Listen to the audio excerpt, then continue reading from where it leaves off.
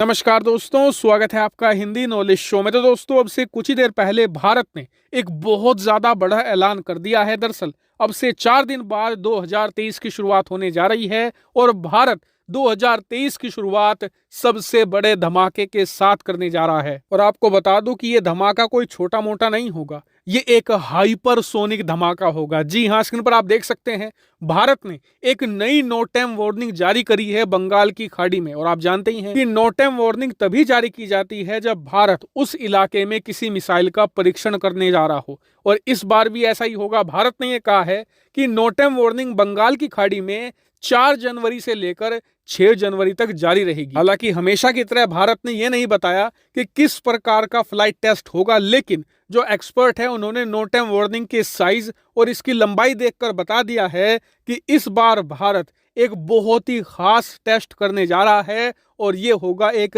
Hypersonic test. दरअसल जैसा कि आप जानते ही हैं कि भारत पिछले काफी समय से हाइपरसोनिक टेस्ट डेमोन्स्ट्रेशन व्हीकल यानी कि HSTDV पर काम कर रहा है।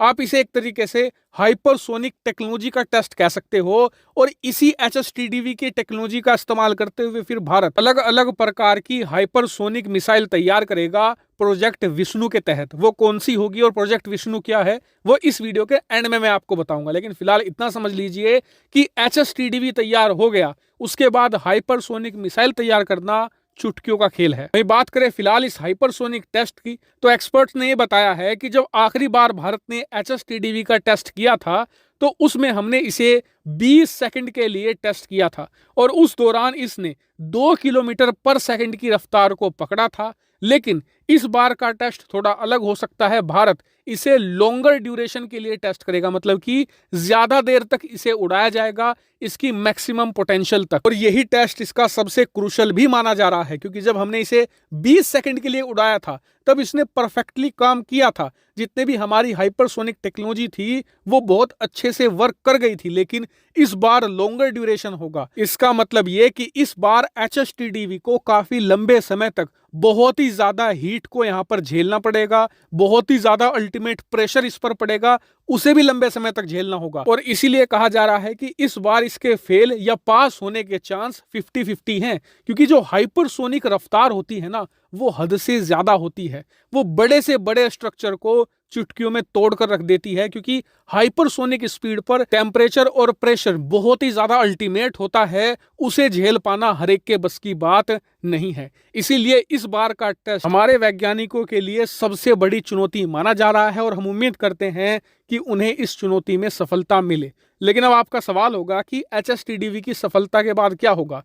तो देखिए, जैसे ही इसके सारे टेस्ट कंप्लीट कर लिए जाएंगे उसके तुरंत बाद प्रोजेक्ट विष्णु को किक स्टार्ट कर दिया जाएगा। प्रोजेक्ट विष्णु क्या है? दरअसल इसके तहत भारत एक नहीं अलग अलग तरह की मल्टीपल हाइपरसोनिक मिसाइल तैयार करेगा। सबसे पहले ऐसी मिसाइल होगी जो जमीन से जमीन पर वार करेगी और इसकी रेंज थोड़ी कम होगी। लेकिन इसके बाद दूसरी मिसाइल ऐसी होगी जो हमारी नौसेना के शिप से लॉन्च की जा सकेगी। तीसरी मिसाइल होगी जो लड़ाकू विमान से लॉन्च की जा सकेगी। और उसके बाद भारत लॉन्ग रेंज की हाइपरसोनिक मिसाइलों पर भी काम करेगा जो बहुत लंबी दूरी तक वार कर सके। वैसे आपको बता दूं कि भारत HSTDV की हाइपरसोनिक टेक्नोलॉजी का इस्तेमाल न सिर्फ विनाशकारी हथियार बनाने में करेगा बल्कि इसका इस्तेमाल मानव कल्याण में भी किया जाएगा। दरअसल भारत इस टेक्नोलॉजी के इस्तेमाल से ऐसे रॉकेट भी बनाएगा जिसकी मदद से इसरो बहुत तेजी से, बहुत ही कम कीमत में सैटेलाइट और दूसरी चीजें अंतरिक्ष में भेज सके। हालांकि इस हाइपरसोनिक प्रोग्राम पर मैं आपको लंबे समय से लगातार अपडेट दे रहा हूं। आपको आगे भी ऐसे ही अपडेट मिलते रहेंगे। आप लोग चैनल को सब्सक्राइब करके रखना। Thank you very much for watching video.